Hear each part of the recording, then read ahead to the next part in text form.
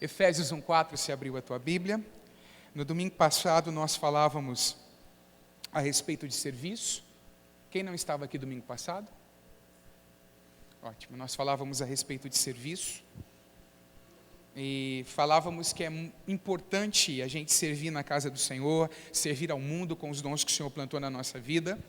Mas também trouxemos o entendimento de que quem está de pé e quem está curado está servindo. Se uma pessoa não está servindo, ou ela não está de pé e consequentemente também não está curada, por isso não está de pé. E nós precisamos, amados, buscar servir ao Senhor e às pessoas com os dons que o Senhor tem plantado na nossa vida. Amém? A gente vai começar a cantar aqui na igreja alguns hinos que falam a respeito de unidade, não todos os cultos, mas em alguns hinos. No começo você vai ficar vermelho, mas depois você perde a vergonha, ok? E aí você vai conseguir olhar para o teu irmão e abençoar a vida dele, porque isso é importante. Amém? Olha aqui para mim, eu sou um instrumento de Deus levantado na tua vida para te incomodar para o crescimento. Amém? E eu vou cumprir minha função e o propósito do Senhor na minha vida. Amém, querido? Então, às vezes, eu não vou me importar com alguma carinha que olha mais sério, né? Se de repente você canta, eu sei que foi pago um alto preço, como se estivesse cantando o hino nacional. Eu não vou ligar para isso, amém? Eu vou provocar você para que você cresça espiritualmente. No contexto da fé cristã, um ministra o outro. Eu já disse aqui que uma vez uma pessoa chegou e disse assim: eu gosto de ir na igreja tal, porque lá na igreja tal a gente vai lá, acabou o culto, a gente vai embora, ninguém tem nada a ver com a nossa vida. Tipo assim, não tem conexões, as pessoas não estão ligadas umas às outras. Isso não é cristianismo, irmãos. Deus, quando nascemos de novo, nos batizou num corpo, num mesmo corpo. Amém? E Deus fez isso de propósito, nos colocou numa relação não de dependência, mas de interdependência. Nós precisamos uns dos outros. Lembra aquela canção bem antiga, né? Os dinossauros da fé cristã que estão aqui entre nós vão se lembrar. Eu preciso de você, você precisa de mim, nós precisamos de Cristo. Isso é uma realidade, isso é uma verdade. Nós precisamos uns dos outros, amém? Quem lembra dessa música? Aí, pode olhar quem são os dinossauros aí, quem tem muito tempo de conversão, são essas pessoas aí, ok? Nós falávamos também na semana passada que o que nos impede de servir é o egoísmo, o comodismo, um coração dividido e olhar para a direção errada. E que nós devemos servir ao Senhor em temor, alegria, sinceridade, verdade, com nossos dons, tempo, recursos e seguindo o exemplo de Jesus Cristo, amém? Que veio para servir e não para ser servido. Agora hoje nós vamos continuar na pegada do serviço e nós vamos falar sobre servos irrepreensíveis. Curva a sua cabeça, vamos orar ao Senhor. Pai, nós estamos diante do Senhor nessa manhã. Nós queremos agradecer a Ti, Pai, pela Tua presença entre nós. Te agradecer porque a igreja está reunida em Teu nome. Tu estás aqui para ministrar o nosso coração, para receber a nossa adoração. Senhor, enquanto a Tua palavra é pregada, toca os corações, abre os corações. Senhor, tira toda a barreira no entendimento da igreja, que impede a boa compreensão da Tua palavra. Leva-nos à maturidade. Nós rogamos, pedindo isso ao Senhor hoje, para a glória do Teu nome, em nome de Jesus. Amém e amém. Efésios 1:4, está aberta a Bíblia aí? Diz assim o texto: como também nos elegeu nele antes da fundação do mundo, para que fôssemos santos e irrepreensíveis diante dele em amor. Ele nos elegeu antes da fundação do mundo, para que fôssemos santos e irrepreensíveis. Irrepreensível é ser perfeito? Uma pessoa irrepreensível é uma pessoa perfeita? A gente vai estudar maneiras de nós nos tornarmos irrepreensíveis nessa manhã. E a gente vai descobrir algumas coisas bem interessantes. Essa não vai ser a única referência bíblica que nós vamos ler. A palavra que foi traduzida para irrepreensíveis nesse texto poderia ser traduzida como livre de falhas, sem defeito, sem mancha. Ou a gente poderia dizer sem mácula, que é a mesma coisa de sem mancha. Por exemplo, Efésios 5:27 diz que Jesus está santificando a igreja para apresentar a igreja a si mesmo, igreja gloriosa, sem mácula, nem ruga, nem coisa semelhante, porém santa e sem defeito. É a mesma palavra que é utilizada em Efésios 1,4, é utilizada em Efésios 5,27. O Senhor deseja uma igreja irrepreensível. O Senhor deseja uma igreja que as pessoas, ao olharem para a igreja, não tenha do que acusá-la. Esse é o desejo de Deus para a vida de cada um de nós, e isso deve ser perseguido intencionalmente por cada um de nós, porque crescimento espiritual exige a nossa participação e a nossa cooperação com a graça de Deus que é derramada sobre a nossa vida. Se cruzarmos os nossos braços, deitarmos na rede e ficarmos esperando o crescimento espiritual acontecer, ele não vai acontecer. Nós precisamos intencionalmente orar, ler as Escrituras e buscar esse crescimento no dia a dia da nossa vida. Amém, queridos? Há um texto muito interessante das Escrituras, falando a respeito de um dos apóstolos de Jesus Cristo, que se tornou em uma determinada ocasião uma pessoa digna de repreensão. Tanto que o outro apóstolo, o apóstolo Paulo, vai repreendê-lo e repreendê-lo diante de todas as pessoas que estavam presentes naquele lugar. Porque o comportamento dele estava influenciando a vida de outras pessoas para algo que não era bom. Dá uma perguntadinha para quem está do seu lado. O teu comportamento influencia para o bem ou não? Amém? Como pais dentro da nossa casa, o nosso comportamento empurra os nossos filhos para uma vida irrepreensível? O nosso cristianismo brilha diante dos olhos deles?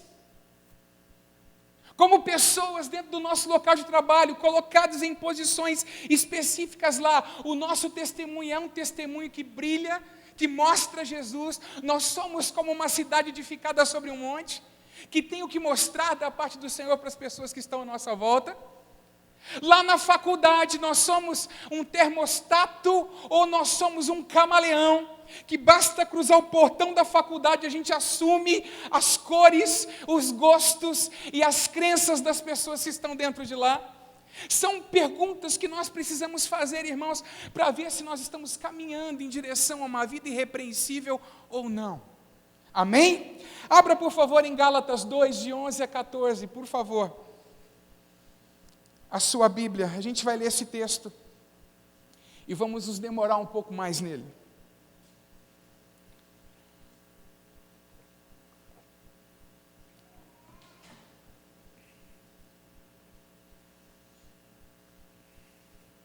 Pronto? Quando, porém, Cefas, quem é Cefas? Pedro veio a Antioquia resistir-lhe face a face, porque havia se tornado irrepreensível. Deu treta entre os apóstolos. Vamos seguir aqui. De fato, antes de chegarem alguns da parte de Tiago, ele comia com os gentios. Quando, porém, chegaram, começou a afastar-se e, por fim, separou-se, temendo os da circuncisão. E também os demais judeus se fizeram hipócritas juntamente com ele, a ponto de o próprio Barnabé ter se deixado levar pela hipocrisia deles. Quando, porém, vi que não procediam corretamente, segundo a verdade do Evangelho, eu disse a Cefas, Pedro, na presença de todos: se você que é judeu, vive como gentio e não como judeu, por que quer obrigar os gentios a viverem como judeus? Ora, enquanto as pessoas da Judeia não chegaram, Pedro estava junto com os outros irmãos que eram dentre os gentios, que não eram judeus, estava comendo junto com eles. Quando chega o pessoal da Judeia, os irmãos da Judeia, ele se aparta dos gentios, não se assenta mais na mesa juntamente com eles. E isso feria o princípio do quê? Da salvação pela fé, de que todas as pessoas são aceitas pela fé em Jesus Cristo e são batizados no mesmo corpo. Isso feria esse princípio. Agora, amados, uma lição que fica para nós, a primeira delas desse texto, é que um servo irrepreensível precisa cuidar do seu coração constantemente. Por quê? Porque Deus já havia falado com Pedro. Ora, Pedro, como um bom judeu, talvez tinha o quê? Tinha as suas prerrogativas com relação aos gentios. Talvez pensava como os outros judeus pensavam, que os gentios eram imundos, que os gentios não tinham acesso às alianças, às bênçãos do Senhor. No entanto, um dia Pedro está na casa de um homem chamado Simão. Ele tem uma visão, um lençol desce. Dentro desse lençol havia animais de todos os tipos que não se encaixavam dentro daqueles animais que eram limpos para os judeus, para o consumo. E aí a voz dizia para Pedro: Pedro, mata e come. Ele dizia: de modo nenhum, eu vou comer coisa impura. E aí a voz dizia para ele o seguinte: olha, não considere comum ou impuro o que Deus purificou. Em outras palavras, logo depois dessa visão, alguém bate na porta, e eram gentios chamando Pedro para testemunhar a eles. Em outras palavras, Deus estava dizendo: olha, o negócio é o seguinte, todos aqueles que creem em mim são aceitos pela fé em Jesus. Não tem mais essa coisa de judeus puros e gentios impuros. Deus já havia falado com ele, Deus já havia tratado com ele. E por que acontece de nesse momento ele se desviar daquilo que Deus havia tratado e falado com ele? Acontece, irmãos, porque a verdade é que o nosso coração, se nós não cuidarmos dele, ele se desvia daquilo que é a vontade do Senhor. E uma pessoa irrepreensível, alguém que cuida do seu coração, é alguém que examina-se constantemente. Vou ler 2 versículos para você do livro de Hebreus. Diz assim: portanto, convém-vos atentar com mais diligência para as coisas que já temos ouvido, para que em tempo algum nos desviemos delas. Então cutuca a costela do seu irmão e diga para ele: diligência. Porque às vezes a gente começa bem. Quem aqui começou bem na fé cristã? Geralmente, acabamos de nascer de novo. Nosso coração, cheio de amor pelo Senhor, vivendo aquilo que as pessoas falam de primeiro amor.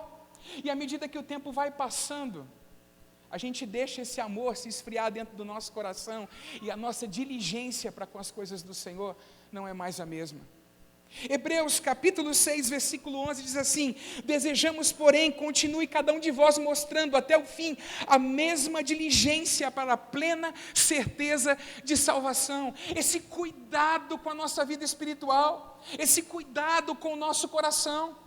Então eu preciso me examinar constantemente, não só no dia da ceia do Senhor, uma vez por mês na igreja, mas diariamente examinar o meu coração, para ver se o meu coração tem a mesma diligência que tinha no começo, porque nós podemos ser endurecidos pelo engano do pecado, amém, queridos?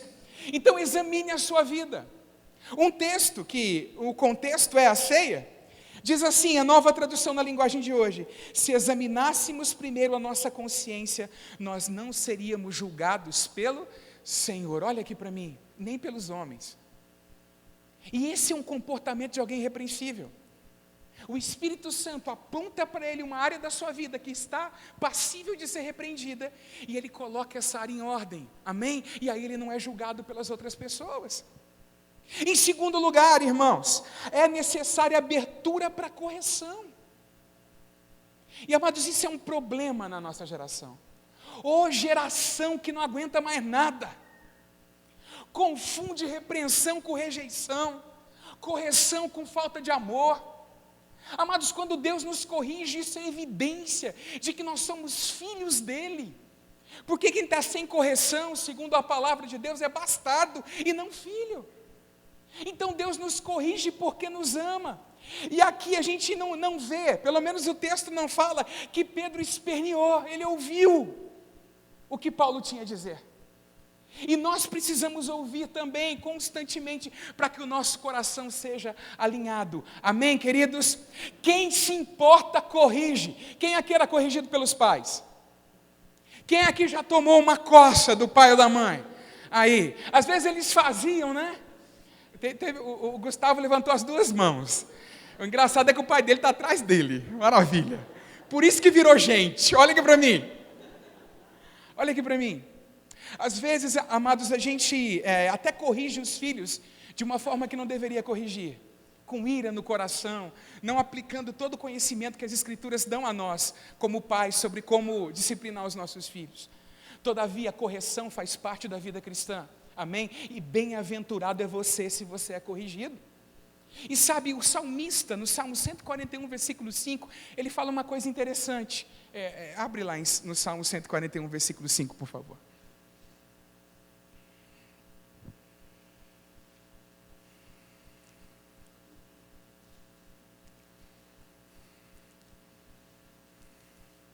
Salmo 141, versículo 5. Quem aqui gosta de ser corrigido? Levanta a mão. Gosta mesmo? Deus abençoe, continue com esse coração.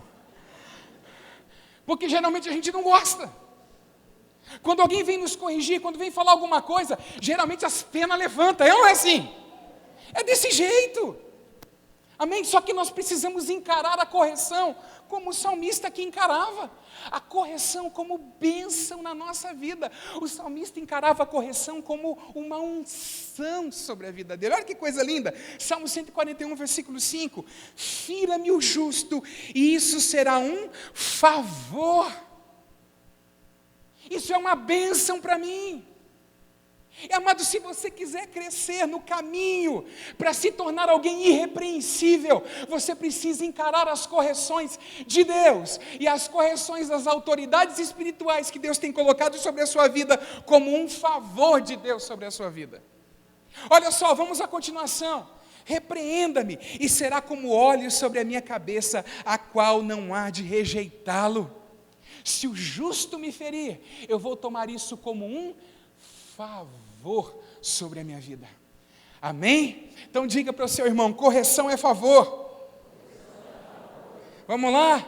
Provérbios 12, 1 diz assim: o que ama a correção, ama o conhecimento, mas o que aborrece a repreensão é um bruto. Outras versões diz tolo, uma outra versão diz estúpido. Olha que coisa pesada. Se eu não quero correção, se eu não gosto de correção, eu estou abraçado com a tolice. Eu não sou sábio, eu não estou crescendo no caminho da irrepreensibilidade. Palavra difícil, mas é isso mesmo. Então, em primeiro lugar, cuide de si mesmo. Amém? Corrija-se. E se de repente você precisar e alguém chegar e corrigir você, levante as suas mãos e adore a Deus. Pode até fazer, eu acho engraçado o que acontece com algumas ovelhas às vezes. Às vezes se corrige, elas fazem aquele bico, dá até para pendurar um cabide, alguma coisa no bico, que faz, olha aqui para mim, mas depois, se é ovelha, vai chegar em casa, vai refletir, e vai dizer a verdade, e no outro dia já está aqui com um sorriso no rosto, adorando o Senhor, amém? Porque entende a importância da correção. Então, se quisermos crescer, se quisermos sermos irrepreensíveis, nós precisamos nos examinar e sermos abertos para a correção. Número 2, o servo irrepreensível foi liberto do temor humano. Porque aquele texto que a gente leu de Gálatas ensina para a gente o quê? Que Pedro ele se comportou daquela forma porque teve o quê? Medo do que os judeus iriam pensar dele, se chegasse e encontrasse ele comendo com os gentios. Amados, e se nós quisermos servir ao Senhor de verdade, nós precisamos ser libertos de todo o temor humano, de todo o medo humano. Não importa o que vão pensar, importa o que Deus está pensando, amém? E isso é forte, porque se você tem a tendência de querer agradar todo mundo, o Espírito de Deus vai precisar trabalhar profundo no seu coração. Porque quando nós nos levantamos para servir a Deus, escute o que eu estou te dizendo, algumas pessoas não ficarão felizes com isso. Às vezes obedecer ao Senhor implica em aborrecer outros que estão próximos a nós. Quantos entendem o que eu estou dizendo aqui? Amados, nós precisamos ser livres disso. Precisamos caminhar em liberdade diante do Senhor. Provérbios 29, 25 diz: quem tem medo dos outros cai numa armadilha, mas o que confia no Senhor está seguro. Cai numa armadilha por quê? Porque começa a ser manipulado. Começa a ser manipulado por cara feia, começa a ser manipulado por aquilo que o outro pensa. Você está conseguindo entender o que eu estou querendo ensinar para você? Algumas decisões vão fazer com que a cara de alguns fechem. Paciência, segue a vida, se é o Senhor que você está servindo. Então nós precisamos ser completamente libertos disso, e para isso você vai precisar ter coragem. E todo mundo que está em posição de liderança, irmãos, às vezes tem uma decisão para tomar e ele pensa, mas se eu tomar essa decisão, fulano não vai gostar. Quem aqui já viveu isso na liderança? Normal. Tem convicção de que é a vontade do Senhor, faça e ponto final. A pessoa pode ficar vermelha, pode sair fumacinha da cabeça, né? Pode fazer uma cara para você que não é muito bonita. Pode de repente até criticar a decisão que você está tomando, não importa, você não quer ser irrepreensível diante do Senhor? É aí que importa, a bênção vem de Deus. Às vezes a gente está condicionado a pensar que a bênção vem de quem está do nosso lado, é Deus que move o coração dos homens, e é Ele que nós precisamos servir continuamente. Então, no caminho de buscar ser irrepreensível, não tenha medo das pessoas, e escute, há espíritos que se movem nessa esfera. Há espíritos manipuladores que se movem nessa esfera. Por exemplo, quando eu tenho que tomar uma decisão, estou comunicando alguma coisa, eu percebo que alguém não está gostando, o que eu preciso fazer? Permanecer firme na decisão que eu estou tomando. Porque aquele espírito está se movimentando para fazer com que eu mude de ideia e de direção. E a gente tem que tomar muito cuidado com esse tipo de coisa. Você está conseguindo compreender o que eu estou dizendo aqui nessa manhã? Não aceite ser manipulado. Não aceite ser manipulado na liderança. Não aceite ser manipulado no serviço do Senhor. Lembre-se sempre que a bênção vem da parte de Deus sobre a nossa vida. Eu estou falando de algumas coisas um pouco mais profundas nessa manhã, é porque eu quero que Deus levante mesmo obreiros, obreiras, servos dentro da igreja, e que essas pessoas aprendam a viver para agradar o Senhor. Amém? E quando isso acontecer, levanta a sua mão e repreende todo o espírito de manipulação e controle. Óbvio, você não precisa pôr a mão sobre a vida da cabeça da pessoa, mas repreende no seu lugar de oração. Na minha história como pastor dessa igreja, houveram algumas vezes, e essas vezes foram com mulheres. Dá para perceber e discernir a Jeza se movimentando. O espírito de Jezabel se movimentando. A cara, a forma como começou a tratar, para quê? Para tentar nos manipular, para tentar controlar a nossa vida, amados. E nós temos que ser livres de todo medo, amém? Para ir em direção à vontade do Senhor para a nossa vida. Tanto que Deus, o que Ele fez? Ele alertou Josué. Moisés tinha morrido, Moisés era um líder muito forte, Josué ia ficar no lugar de Moisés, e aí o que Deus fala para ele? Abre lá em Josué 1,7, por favor, a sua Bíblia. Eu estou falando aqui no contexto de liderança, mas isso também acontece em casa às vezes. Ou não acontece? Quantos entendem isso? Quantos podem dizer não acontece?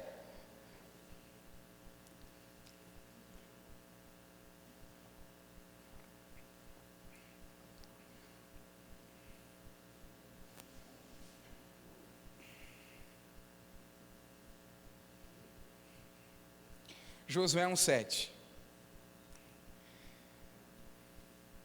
Havia uma tarefa de liderança pela frente.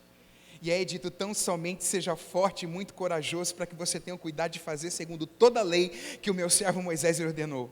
Não se desvie dela nem para a direita, nem para a esquerda, para que seja bem sucedido por onde quer que você andar. Josué, o caminho do sucesso é a obediência. Seja corajoso. Seja corajoso por quê? Porque haviam decisões que com certeza também desagradariam a vida de outras pessoas. Amém, queridos? Então caminhe nisso. O que diz Gálatas 1,10? Todo mundo junto. Vamos lá. Por acaso eu procuro agora o favor das pessoas ou o favor de Deus? Pausa. Pergunta aí, você está procurando o favor de quem? Vamos lá. Ou procuro agradar pessoas? Se ainda estivesse procurando agradar pessoas, eu não seria servo de Cristo. Isso aqui não é libertador? Deveria ser libertador. Amém?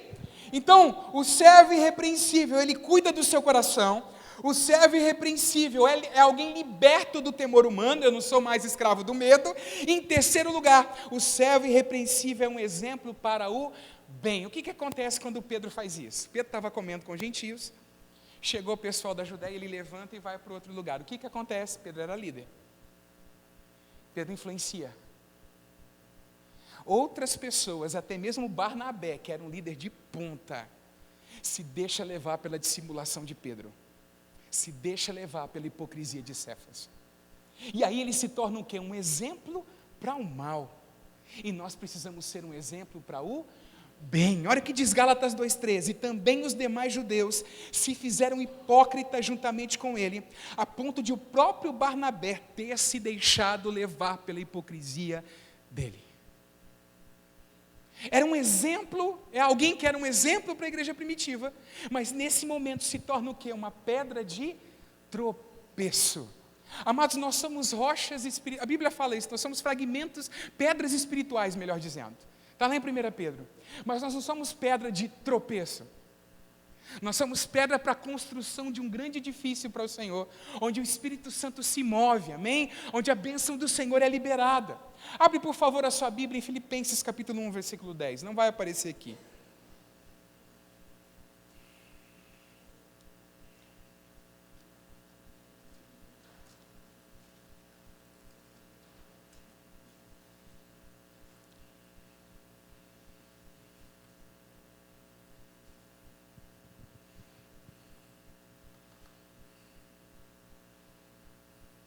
Filipenses 1:10.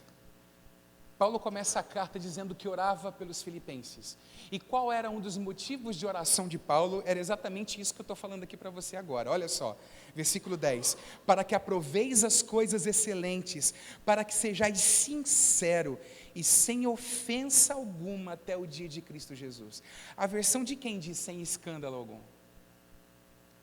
Algumas versões diz escândalo, e a palavra que foi usada aqui no original, no grego, traz essa ideia, não ser motivo de tropeço para ninguém, ser um bom exemplo, não um mau exemplo, não ser um escândalo, e a palavra escândalo é justamente isso, aquilo que faz tropeçar.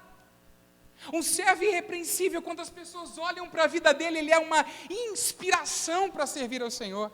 Ele é uma inspiração de vida cristã. Não é que ele é perfeito, mas ele está corrigindo o seu coração à medida que o Espírito Santo aponta as coisas na sua vida. E é isso que nós precisamos buscar no dia a dia. Houve uma igreja no primeiro século que se tornou uma igreja de modelo, uma igreja modelo para a vida de outras pessoas. Em 1 Tessalonicenses 1,7 vai ser projetado aqui. Paulo escreve da igreja, de sorte que vos tornastes o modelo para todos os crentes na Macedônia e na Acaia. Vocês se tornaram um tipos, um modelo para as pessoas que estavam à volta de vocês. Para os vizinhos de vocês, vocês se tornaram um modelo. E é isso que Deus deseja, amados, da nossa vida. Agora, essa palavra não vem para trazer culpa. Essa palavra vem para trazer correção. Para que o nosso coração se disponha a caminhar em direção àquilo que é a vontade de Deus, o caminho de nos tornarmos irrepreensíveis. Amados, há quanto tempo você diagnosticou na sua vida que você deixou de crescer? Há quanto tempo você já olha para trás e não consegue nem mais precisar? Quantos anos já faz que você não experimenta crescimento? E às vezes a gente folga, né? Não, tem coisa que é uma desgraça, né? É uma desgraça mesmo. Por quê, pastor? Porque às vezes as pessoas olham os ministérios da igreja. Não, mas já está tão bom. Está tudo tão bem feito. Por que eu vou me levantar para fazer alguma coisa? Porque Deus quer usar a sua vida, é por isso. Porque Deus não quer que haja essa satisfação com o nosso status quo dentro do coração. Deus quer que a gente cresça em santificação. Deus quer que a gente caminhe para ser irrepreensível.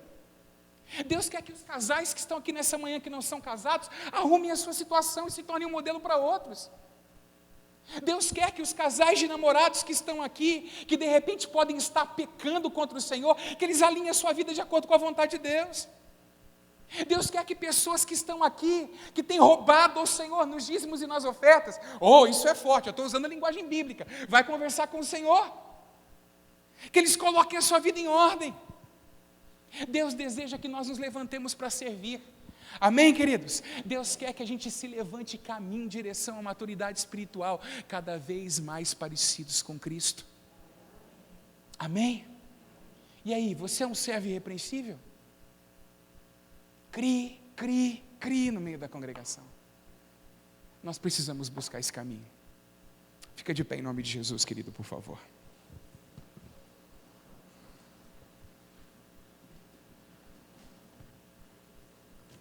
2020 está chegando. É um ano bonitinho, né? 2020, 2020. E muitos de nós temos o quê? As nossas resoluções de final de ano. E aí nas resoluções de final de ano a gente diz, não, vou fazer agora essa faculdade, vou fazer essa pós-graduação, vou viajar para a Indonésia, vou para aquelas ilhas que tem lá. Não vou para tão longe, vou para Fernando de Noronha, acho que deve ser mais caro do que a Indonésia. Mas vamos lá, você vai fazendo tudo aquilo que você vai fazer no ano que vem. E aí não tem uma só resolução que implique em crescimento espiritual, em vida com Deus, em buscar servir ao Senhor. Dias atrás eu estava lendo um livro, eu achei interessante. Um pastor disse que ele se reúne com a equipe de liderança dele para orar. Ele falou assim que essas reuniões pareciam um hospital, porque o único pedido que tinha de oração era de enfermo. Que cure tal pessoa, que cure tal pessoa. Ele falou assim, quando os nossos pedidos de oração não mudam, é porque a gente está parado num lugar só. Não tinha um pedido de oração sobre ser um testemunho ou por alguém que está testemunhando para que essa pessoa fosse salva. É sempre aquelas coisas que às vezes dizem respeito à manutenção da nossa vida. E nós precisamos começar a mudar o disco. E lá nas células, líderes de célula, os pedidos são sempre os mesmos? Está na hora da gente cutucá-los para que os pedidos sejam pedidos diferentes. Está na hora da gente voar, irmãos. Ontem eu vi um negócio fantástico, o Pedro estava numa conferência. Aí eu peguei uma parte da ministração do pastor Luciano Subirá, e ele pegou aquele versículo que diz assim que Deus fala para Israel, eu levei vocês nas asas como águia. E aí ele foi explicar o que isso significava. A águia tem compromisso com o crescimento do filhote. E aí a hora que o tempo de voar está chegando, ela começa a tirar todo o conforto do ninho, para o filhote começar a ser espetado. Se não cai a ficha do filhote que ele tem que sair do ninho, o que ela faz? Ela o pega na asa, sai num voo e tira a asa e deixa ele despencar lá de cima. Como se ela dissesse para o filhote, está na hora de crescer. Será que Deus vai precisar pegar alguns de vocês na asa? E soltar vocês no ar? Para que vocês comecem a bater as asas? Porque tem águias aqui dentro que estão pensando que são galinha. Só olha para baixo. Quando na verdade a gente tem que olhar para cima e ir em direção ao que o Senhor tem para nós. O padrão é mais alto e Deus quer que você viva esse padrão. Amém? Amém. O irmão vai colocar uma canção que eu não sei qual é, mas ele vai colocar. Está sabendo agora? E eu queria que você examinasse o seu coração à luz daquilo que foi dito nessa manhã. Feche os seus olhos. Não porque você é mais espiritual se fechar os olhos, mas porque isso te ajuda a não ficar ligado no que está do lado. E examine o teu coração à luz daquilo que foi dito hoje aqui.